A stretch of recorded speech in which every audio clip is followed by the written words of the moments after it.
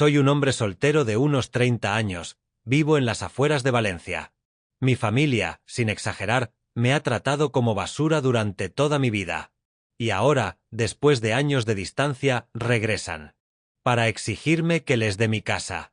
Pero esta vez no me quedé callado. Mi hermano menor, Rubén, ya tiene 4 hijos y otro en camino. Vive en casa de mis padres en Torrent, en un piso de 3 habitaciones construido en los años 70. Su esposa, Carla, tiene un título universitario pero se niega a trabajar y vive como si fuera reina. Es una experta en victimizarse cada vez que alguien le lleva la contraria. Y, por supuesto, mis padres la adoran. Siempre lo han hecho, incluso sabiendo que es una manipuladora profesional. Rubén siempre fue el favorito. Yo recibía castigos si respondía a sus abusos. Si él me empujaba y yo respondía, la culpa era mía. Si me robaba cosas, mis padres se hacían los ciegos. A veces, otros familiares notaban el trato desigual, pero mis padres lo ocultaban bien. Hasta que un día, cuando yo tenía 15, nos mudamos lejos de toda la familia, y ahí ya no tenían que fingir más. A los 18, me fui de casa sin mirar atrás. Ni siquiera terminé bachillerato en ese momento. Dormía en sofás, en coches. Pero todo era mejor que vivir con ellos. Durante años estuve en contacto mínimo. Ni se molestaron en venir a mi graduación. Me daba igual.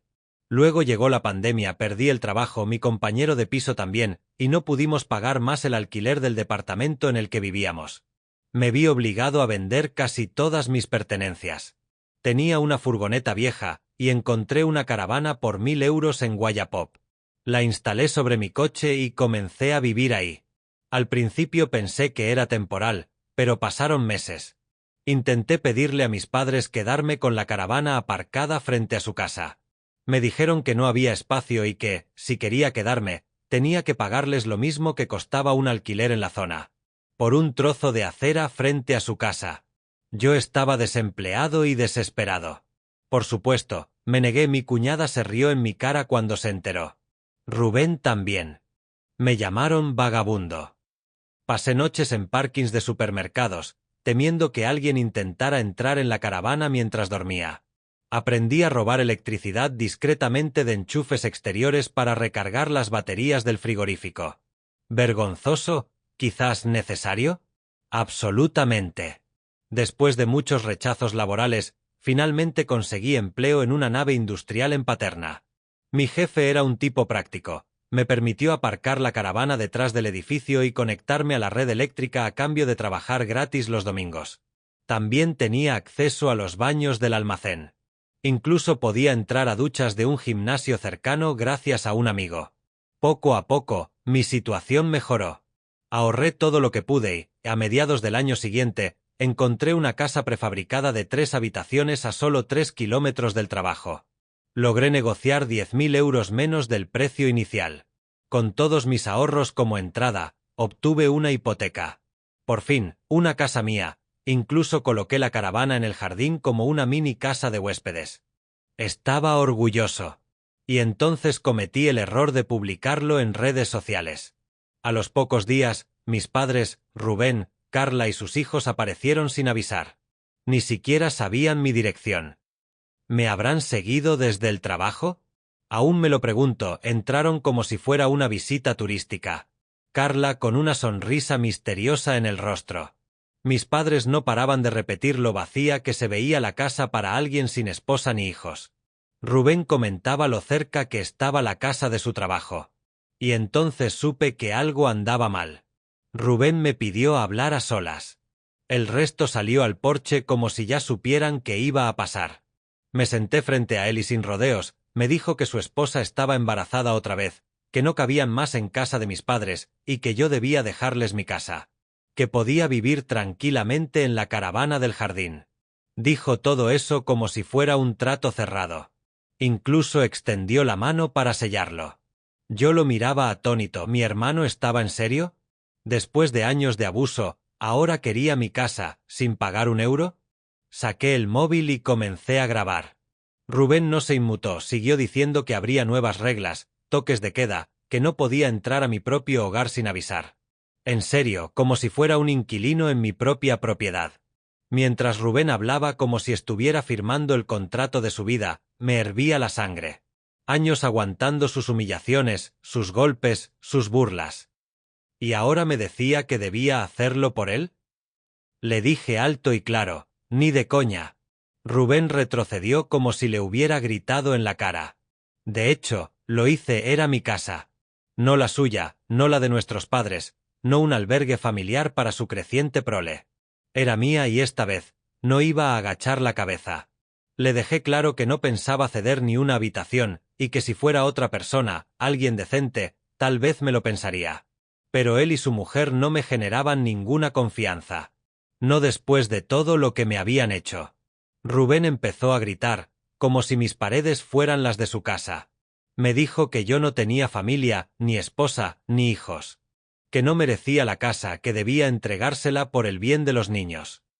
Respondí con sarcasmo. Ah, claro, y seguro me ibas a pagar alquiler. No, no, me gritó, la familia viene antes que el dinero. Justo en ese momento, Carla y mis padres entraron a la casa sin permiso, con cara de pocos amigos. Me rodearon, intentando presionarme. Mi madre me soltó la frase que escucharías en una telenovela barata, solo hazlo por Rubén. No sabía si reír o llorar, les dije que no tenían ningún derecho sobre mi propiedad. Que si no salían ahora mismo, llamaría a la policía. Carla se indignó como si le hubiera insultado a la abuela. Empezó a gritar, a llorar, a tocarse la barriga como si fuera la Virgen del Rocío encinta. Decía que no podía hacerles esto. Que tenía un hijo en camino, que yo era un monstruo sin corazón. Y ahí exploté, le dije, palabra por palabra, no te debo nada, Carla, nada, no eres más que una pija egocéntrica que nunca me respetó. No me importa si tienes 5, 6 o 20 hijos. No vas a vivir en mi casa. Se lanzó a golpearme, me dio un puñetazo en la cara. Mi hermano la sujetó antes de que hiciera más daño, pero ella pataleaba, chillaba, decía que quería arrancarme los ojos. Yo, sin dejar de grabar, les dije que si no se iban, iba a denunciarla por agresión. Que tenía todo grabado.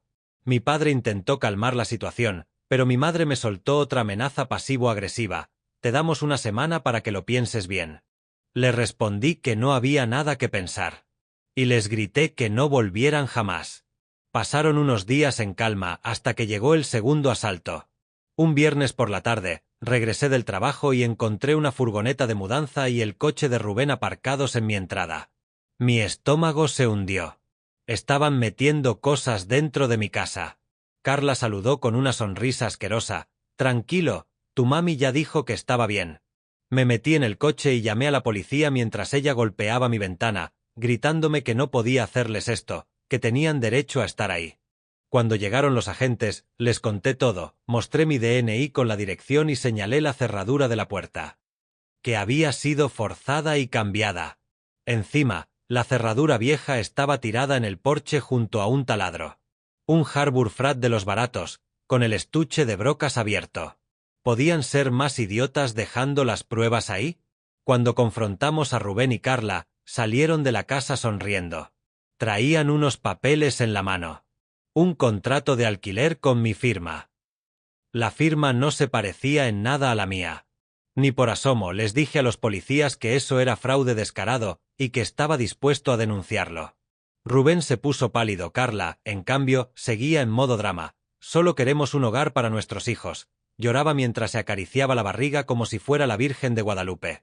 Les di un ultimátum, o salen ahora, o presiono cargos por allanamiento, fraude y agresión. Y de paso llamo a servicios sociales. Ahí, por fin, mi madre se quebró. Caminó hacia Carla y hablaron en susurros. Mi padre se llevó a Rubén aparte. Carla rompió los papeles falsos con rabia y los tiró al suelo como confeti. Uno de los policías los obligó a recogerlos, porque si no les ponía una multa por tirar basura. Los niños de Rubén lloraban, uno decía que quería su propia habitación. Carla montó su espectáculo, abrazando a los niños, con cara de mártir. Rubén me dijo con cara de tragedia griega, ¿estás satisfecho? Nos has dejado sin hogar por tu egoísmo. Me reí en su cara, esto no es compartir, Rubén. Es robar y tú ya no eres mi hermano. Eres un parásito. Cuando terminó la expulsión, Carla intentó otra vez llorar, Rubén murmuraba insultos, mi padre me lanzó una mirada que podría matar y mi madre, la reina del melodrama, dijo, «Estás desheredado». Respondí con una sonrisa, ¿desheredado de qué? ¿De sus desprecios navideños? ¿De las humillaciones familiares? Háganme un favor y manténganse lejos. Ah, y si Rubén necesita un trasplante algún día. Que recen, porque de mí no va a recibir ni una gota de sangre.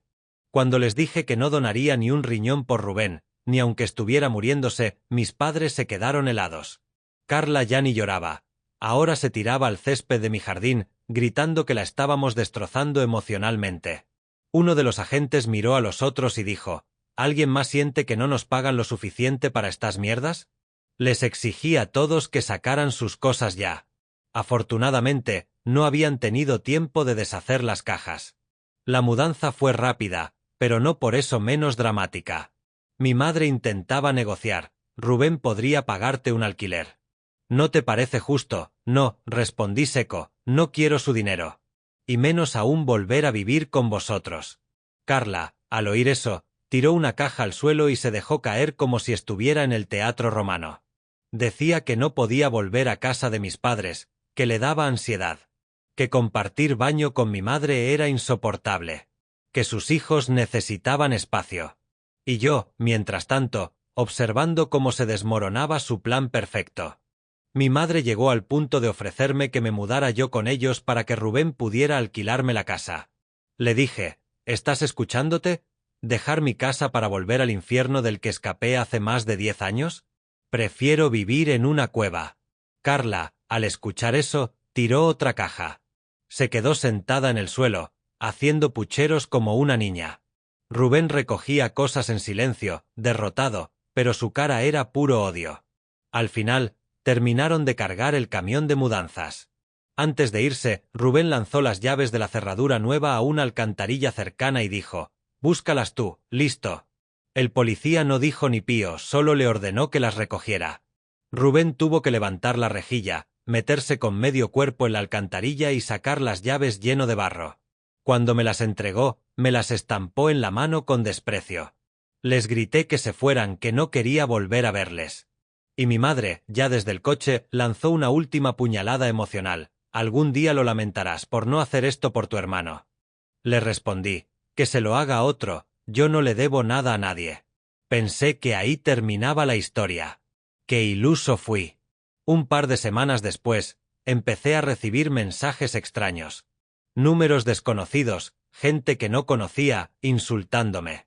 Decían que era un egoísta, que cómo podía dejar a una familia en la calle, que qué clase de hermano era. Un número incluso me llamó directamente. Contesté, era una voz de mujer, joven, pero agresiva. Me dijo, «Eres una vergüenza, tu hermano es un hombre de familia y tú no eres nadie. Deberías avergonzarte». Colgué y bloqueé el número. Alguien, seguramente mi madre o Carla, había reclutado lo que Internet llama monos voladores, gente que se mete en conflictos ajenos con base en una versión distorsionada de la historia. Pero yo no me quedé callado, escribí una publicación en Facebook explicando todo. Con detalles, con la historia completa. Avisé que tenía vídeos, grabaciones y testigos. Que si alguien venía a atacarme verbalmente, iba a responder públicamente. La publicación se volvió viral dentro del círculo familiar. Tanto, que me llamaron primos y tíos que hacía años que no veía. Unos me apoyaban, otros no.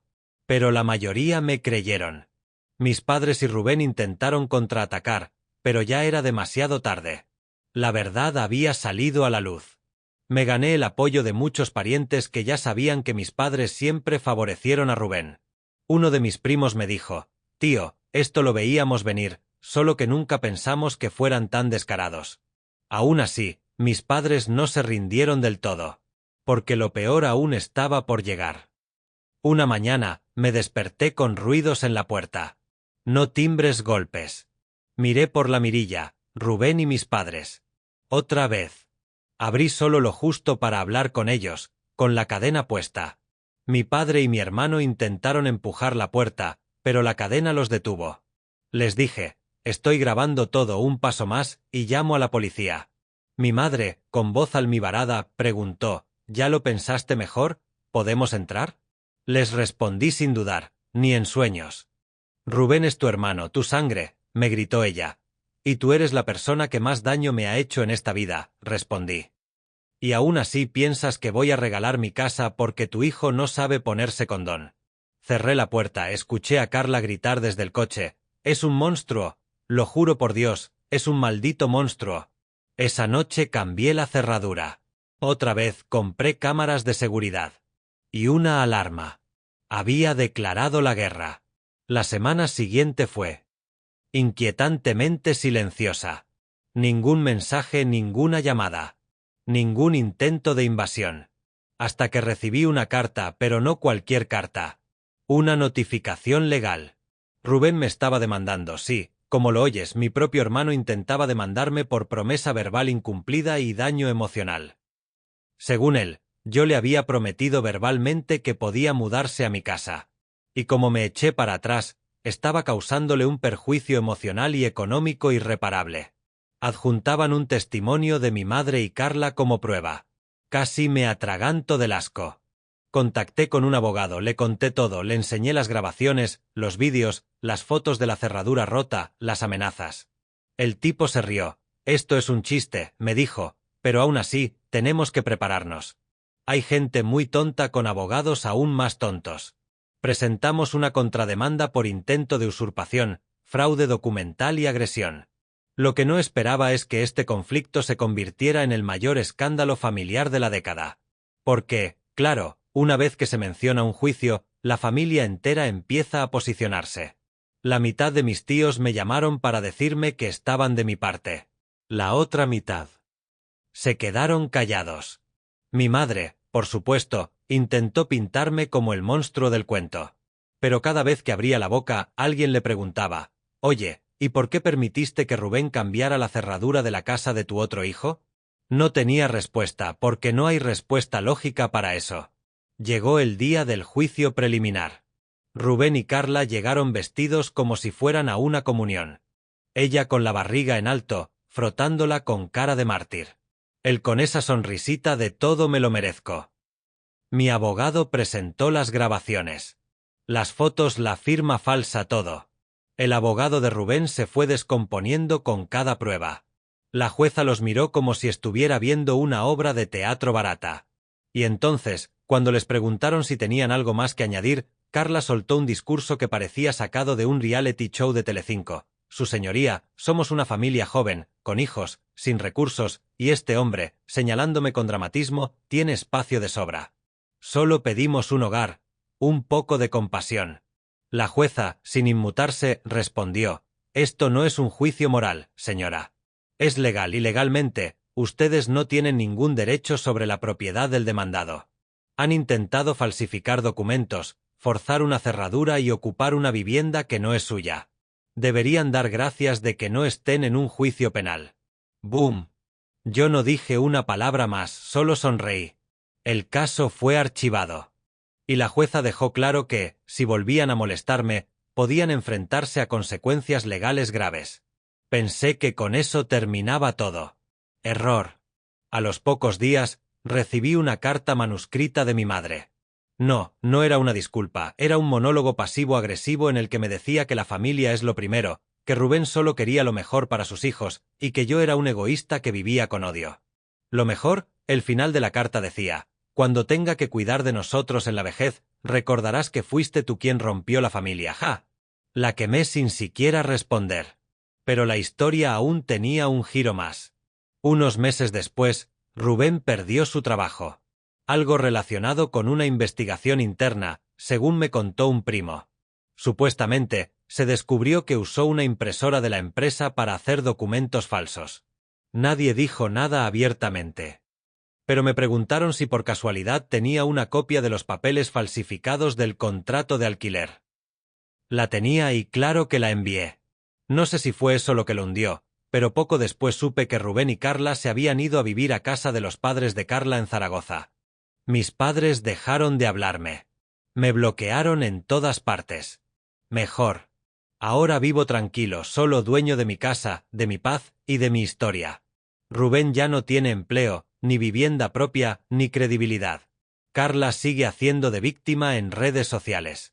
Cada tanto sube alguna indirecta como hay personas que no saben lo que significa ser familia.